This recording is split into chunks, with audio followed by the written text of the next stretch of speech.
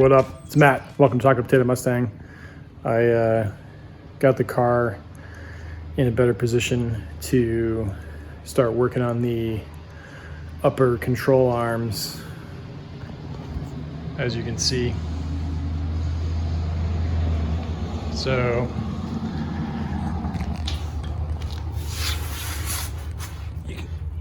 you can see the upper control arm back there, lower control arm here, and the spring. So hopefully when we're done, this will all be replaced, and then I can get the fuel tank sorted out back in the car and take it for a drive sometime soon.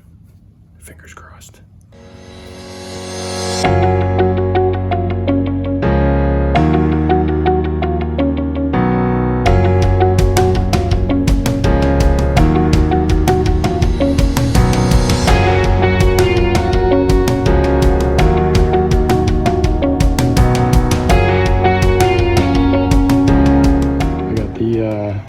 Driver's side, my neighbors are doing some leaf blowing. It took me a while. I got the driver's side upper control arm out. Here is the old one. You can see it's seen better days. And here is the new one.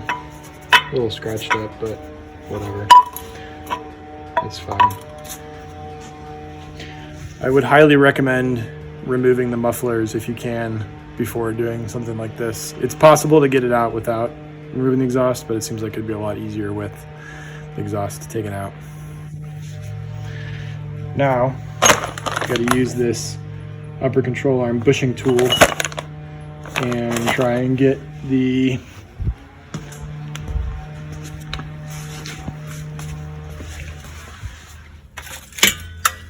this bushing out.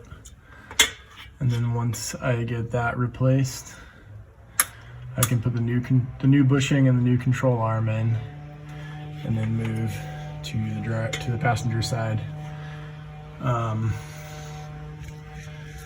Yeah, it's going okay so far. I have to say another thing though is definitely seems like I'm gonna need to do some work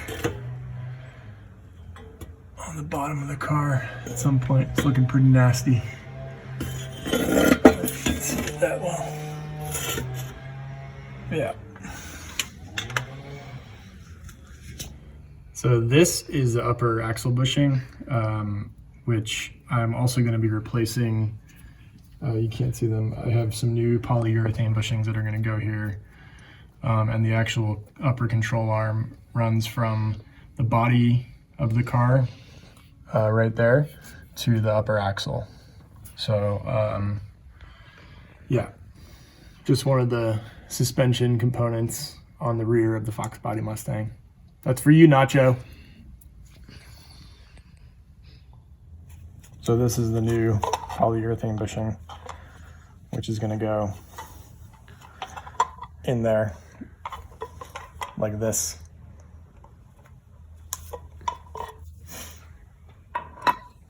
So this is a Maximum Motorsports differential bushing press tool, which is supposed to help me get the old bushing out of the axle bushing housing.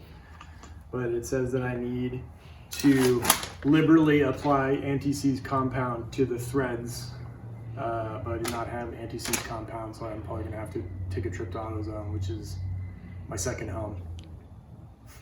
This is the lower control arm from Maximum Motorsports as well, and this is going to replace the factory lower control arm here, which connects the frame and body to the underside of the axle, rear axle. So you can see this is pretty good quality. I have acquired anti-seize lubricant. Progress will continue.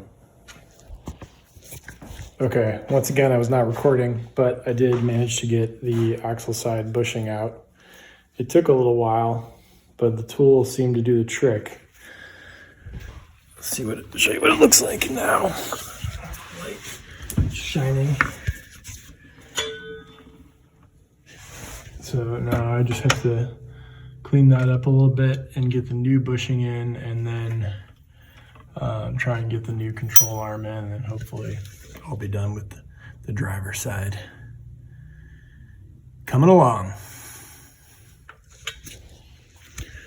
It's getting dark and I'm still in the garage, and I have not finished the driver's side upper control arm, because when I pulled out the old bushing, I did not realize that I needed to reuse the shell, and I've spent the last hour basically using a drill and a knife and a screwdriver trying to get this thing out. So now I finally have it, and I just got to figure out how to put the new bushing in the shell back in the car. Forever later, and I finally got the driver's side upper control arm in. It was a pain to line up the axle side, but I got it. Now I just need to tighten the bolts and then get started on the other side. What up? It's the next day, and I continue my work. I just got the passenger side upper control arm out, and you can see this thing is pretty old. Looks like we got some spider eggs, probably from 1993 in here. But yeah, looks pretty much the same as the other one. Maybe a little more creative build up there. But yeah, now I just got to get the other axle side bushing out, and then unless I could figure out a way to get just the bushing out and leave the shell in, I'll have to do the same thing I did yesterday, which is drill out the bushing. Not excited about that, but I am looking forward to getting the other upper control arm in. Progress continues. So I probably should have recorded a little bit of this process, but I'm sure you can find somebody doing it on YouTube somewhere. But I have to say, this is my first time using this Maximum Motorsports, the removal tool. And so basically this is the bushing shell. The bushing is inside the shell, and you put this, here, I'll take it off so you can get a better sense. So this is the shell, this is the bushing, and while this is in the axle, you put, let's see if I can do this. You put this part in here, and then you put this little metal plate, and then some washers, and then you put this nut on the top, and then you basically tighten until it pushes the bushing and the it basically pushes the bushing into this cup. And then, I mean, I'm sure there's probably a way to have gotten the bushing out without having the cup come out, but I mean, I can make this work. I just got to drill the bushing out and then get the new one back in. So anyways, I would say pretty good experience for the first time using it. Well done, Maximum Motorsports.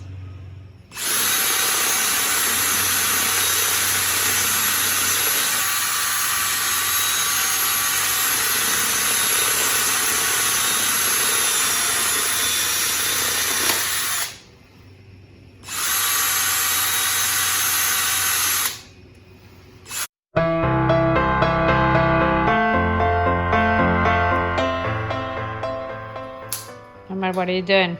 I'm trying to remove the bushing from the bushing shell. It's taking me a really long time.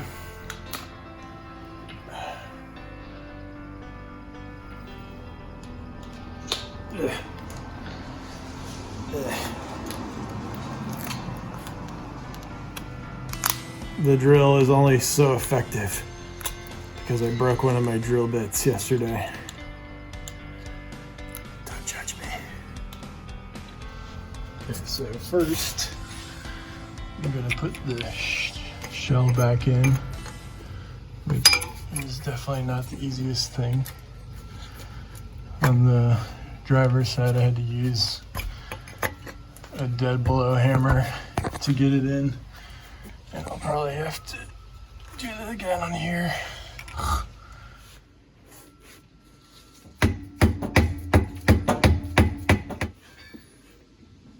Not the best angle.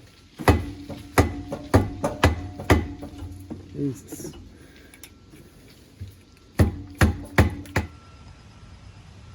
What's going on, Emma? Just the usual.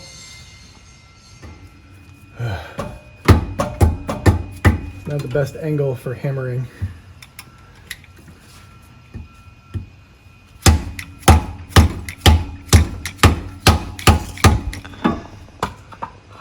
Jesus. So close.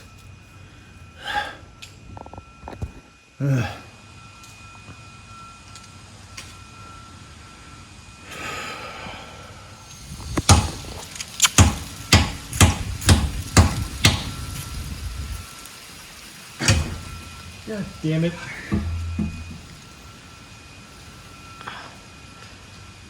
I got gasoline on myself. Where? Super grease, Prothane super grease on the back end of the new bushing.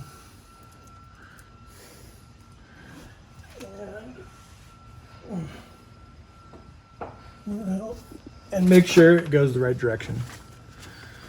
So the tapered end goes to the back.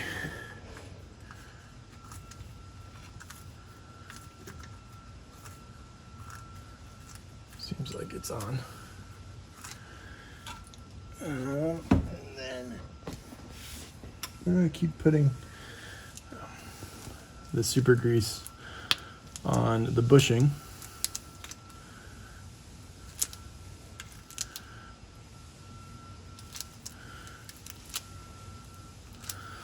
Oh, my arm is about to fall off. They don't give you a ton of this stuff, but it seems to be enough. We'll see.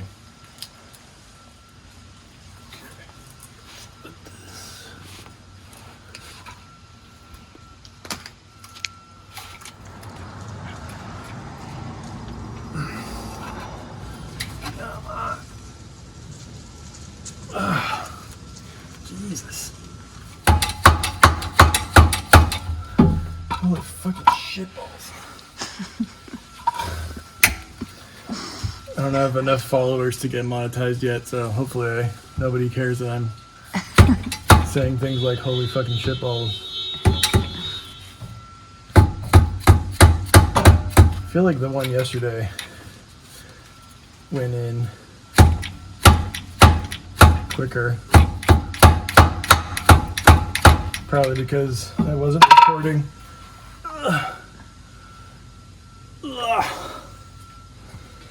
Where's my Hercules strength?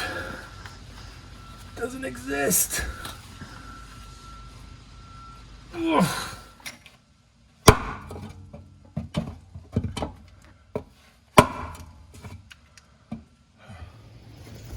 So it helps if you read the instructions on the cup for removing bushings, because it also serves to install the bushings.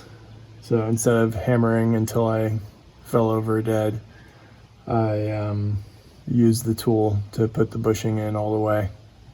Who would have thought? Look at that. Incredible. Incredible. Okay, finally got both upper control arms on. Now I just need to apparently you need to have the suspension loaded when you tighten the bolts. So I'm gonna lift the diff up and get that done, and then start working on putting the fuel tank back in. Woohoo! Yeah, that seems a lot better. Okay.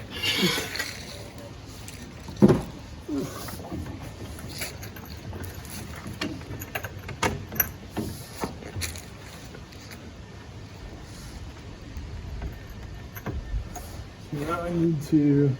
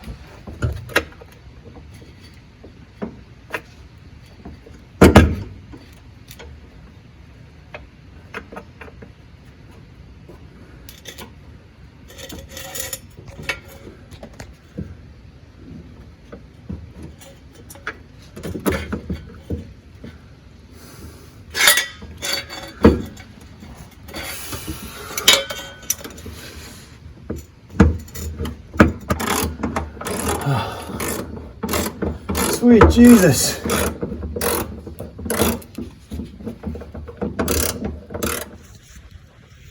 Finally got the fuel tank back up where it's supposed to be.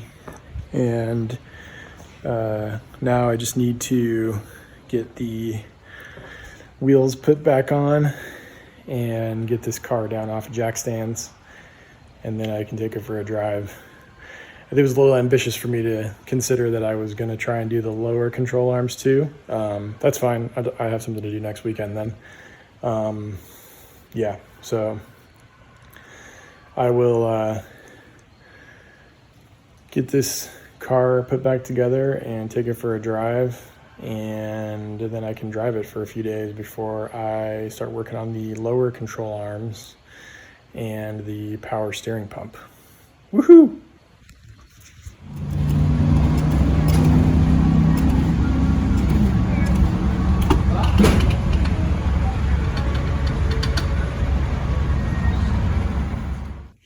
What up? Okay, so last night I took the car for a drive.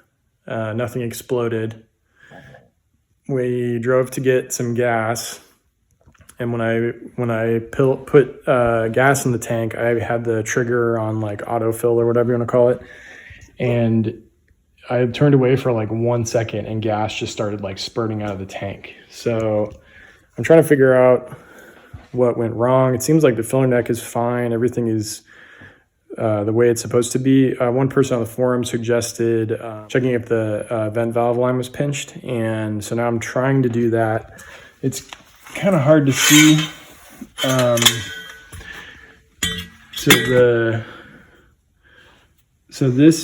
These are the fuel lines, this one and this one, and then this is the vent valve line, whatever you want to call it.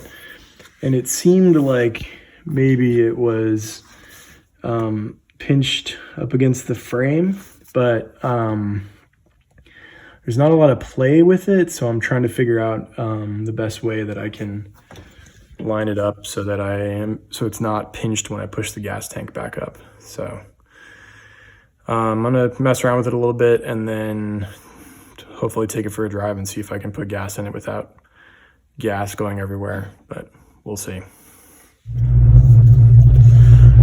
Okay, I'm at the gas station and I just put like half a tank in. Weird thing is, I went to another pump and I couldn't get the pump to start. So I was convinced there was something wrong with the filler neck on the car. Then I just came to another pump and was able to put gas in. I kept an eye on it. I kind of filled it slowly, but still I didn't see anything happen like yesterday with the fuel going everywhere. So I feel like that's a good sign. It must have been, well, it seems like it was the vent line being pressed against the frame. So after I lowered the car and adjusted the fuel tank, it seemed like there was still enough play in it. So hopefully that situation is fixed, but we'll see. Okay, I made it back with no problems and nothing exploded. Knock on wood. So yeah, it seems as though the fuel tank fix is good to go for now, but I'll just keep an eye on it. And also it seemed like the diff gasket is doing the trick. So just be keeping an eye on those things to be proactive. And my upcoming plans, as I'm sure I've mentioned a few times already, I'm going to do the Maximum Motorsports rear lower control arms, and then also going to focus on getting the power steering noise gone and replacing the pump and the hoses and flushing the system. So pretty excited about having hopefully slightly quieter car. Anyways, if you're new to my channel and you like my video, please hit subscribe and keep an eye out for more Fox body content. Hope you're staying safe. Hope you're staying healthy. Peace out.